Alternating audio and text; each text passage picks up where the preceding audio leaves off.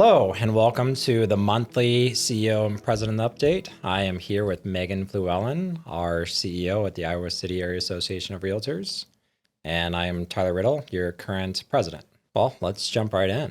Let's. So the big discussion recently has been the NAR settlement and all that has been out there about that. NAR announced proposed settlement that would end litigation claims brought on by home sellers with regard to brokerage commissions. I think two key takeaways to keep in mind as a result of this settlement is one, it does release a majority of NAR members from liability.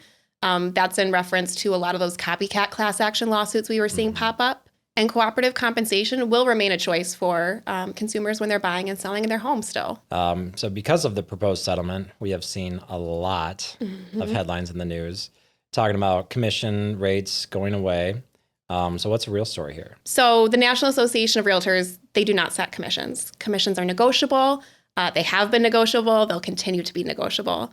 The rule that all of this litigation is surrounding is the rule stating that a listing broker will offer compensation to the other side. That offer of compensation can be any amount. That offer can even be zero. But that's what we've been going back and forth on, is the rule stating that there will be an offer, not that there has been a set offer, nor will there be in the future. So another main key takeaway from the settlement is that offers of compensation will no longer be able to be listed on our MLS. Consumers are still able to compensate their agents appropriately, and agents are still able to discuss and negotiate what those terms are. The difference is that offer of compensation will just no longer be listed on the MLS, and those conversations will take place off MLS. So there's definitely a lot here to unpack, and there's also a lot of misinformation out there with news headlines or any given article that you're going to read on some social media platform. So we definitely want to encourage our members to make sure that they are up to date and educating themselves on the facts of the case. So where can they go to learn about that information? Yes, NAR has done a great job with resources. So facts.realtor, that's a website that's going to have all the information. It's got the full court case documents, as well as some FAQs, some information on financing. Any questions that you have from this settlement, you can find on facts.realtor.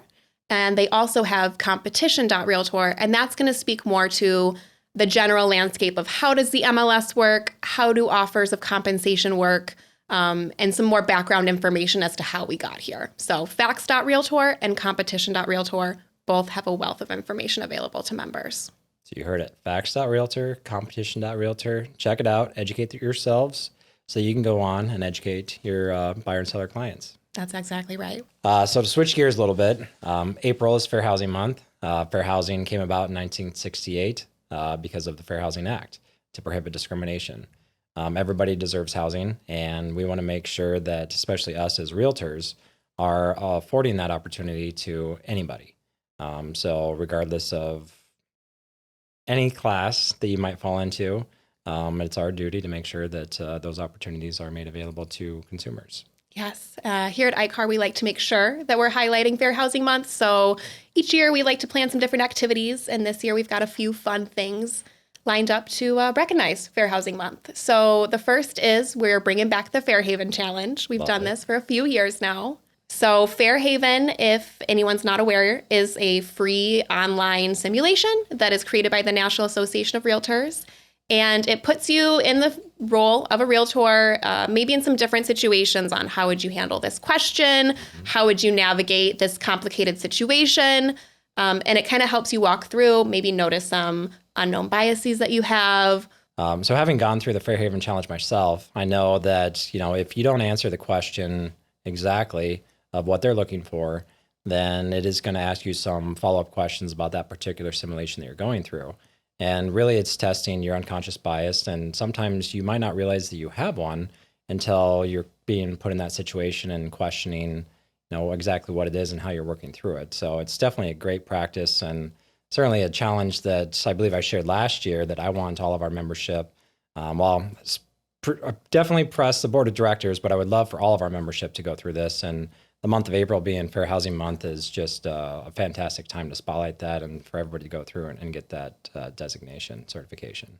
Yes. So what we're going to do, throughout the month of April is we're going to be keeping track of anyone who has already participated and completed Fairhaven or who does throughout the month. And we're going to draw at the end of the month, and someone will win a free quarter of iCar dues. That's fantastic. Yes. So go to fairhaven.realtor.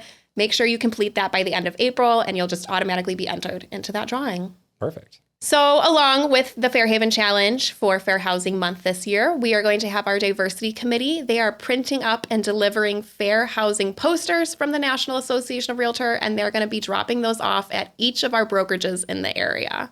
So that way they can hang up their fair housing poster and have that displayed in their office. And of course, we'll have some fair housing courses. Those are still in the pipeline, but there'll be plenty of fair housing content on the docket for this April. Good. So we have a lot of awareness about fair housing and educational opportunities for our membership. That's right. So moving on from fair housing, we're going to move into our out and about section. And this month we have a special guest with us, Dina from Big Brothers Big Sisters, who is going to be answering some questions about that organization. Today we're joined with Dina from Big Brothers Big Sisters. Dina, would you tell us a little bit about yourself and the program that you work for? Sure. So, my name's Dina. I'm the Program and Outreach Specialist at Big Brothers Big Sisters of Johnson County. We have been creating and nurturing professionally supported mentoring relationships for about 50 years in Johnson County. We work with any child who is in support of another or who is in need of another positive relationship with a caring adult in their lives. We provide all of our services for free, of course, to all of the youth. We are currently serving close to 200 kiddos in Johnson County, and we do always have a wait list. Currently, it's about 50 kids, mostly boys, who are in need of a mentor. Really appreciate the preliminary background there. Also understand that Big Brothers Big Sisters of Johnson County has gone through quite a lot of changes recently. Can you share what those are? Sure. So for the past about 47 years, we've actually been a youth development program of Johnson County Extension here, but we found out in October of last year that Johnson County Extension Council would be voting to disaffiliate with Big Brothers Big Sisters, and that was going to be as of December 31st of this past year. So we had about 2 months to completely dive into a huge transition for our program. So that means we are currently transitioning into a independent nonprofit agency. While those gears are turning, we're very happy that the Community Foundation of Johnson County has agreed to be our fiscal sponsor. So we're under their 501c3 status at this time until we are established as our own 501c3. But it's also meant tremendous unexpected financial outlays for things like insurance and IT, HR, everything like that we used to be provided by Extension, we are now having to cover ourselves. So nonprofits, as you're probably aware, are typically running on a shoestring budget anyway. So this has been pretty big challenge for us to overcome. But the great news is that we have been able to seamlessly continue to provide services. So starting January 1st, that's when kind of the cord was cut. We didn't skip a beat. All of our families and children continued to be served.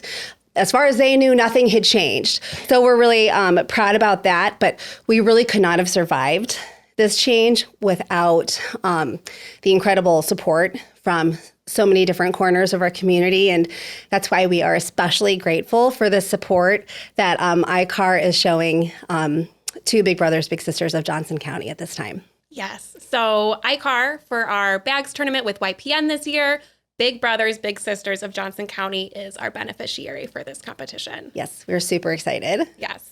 The YPN Bags Tournament is an event that we have fun with every year. It has certainly grown every year since 2017. If you've never been, it's like a giant bracket tournament for cornhole. And we have other events. We have raffle prizes and a dunk tank. But the meat of it is that bracket tournament. And each year we pick a different charity to fundraise for. Very excited to be working with you guys.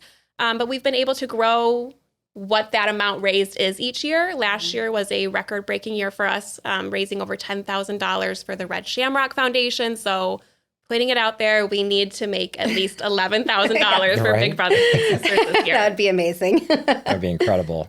And this year, the event is on May 17th. As Megan said, it's a high energy, well-attended event that we get a lot of membership there just for a fun day. The weather is changing typically that time of the year. We've been historically pretty lucky in that, knock on wood, we've always had decent weather. So in addition to the bags tournament, are also raffle prizes. One of the highlight prizes this year is a Blackstone, along with some other great prizes that will be there. And Big Grove's Kitchen will be open with their full menu available for all participants, along with their bars. So is anyone from the community able to participate in the cornhole tournament, or is it limited to realtors? That's a great question. It is open to the community. Okay. Now, typically our members fill out those spots, but it's also common for them to like have a friend sign up. Okay. Or there's a couple people in the community that are very serious cornhole players. Yeah. Cornhole. And they will, come find us. So we'll take anyone who wants to participate with us. Yeah. Come hang out. Yeah. Okay. So I know sponsorships are out right now for anyone who's looking to sponsor the event. Team registration, I believe, will be opening very soon, if not already. But information for registering for the event, getting excited, getting with us, will all be on our website at icar.org. Thank you, Dina, for sharing and joining us today. iCar is really excited to be able to support Big Brothers Big Sisters of Johnson County with the YPM Bags Tournament this year. And with that is our monthly update. Thank you for joining us. Thank you. We'll see you next month.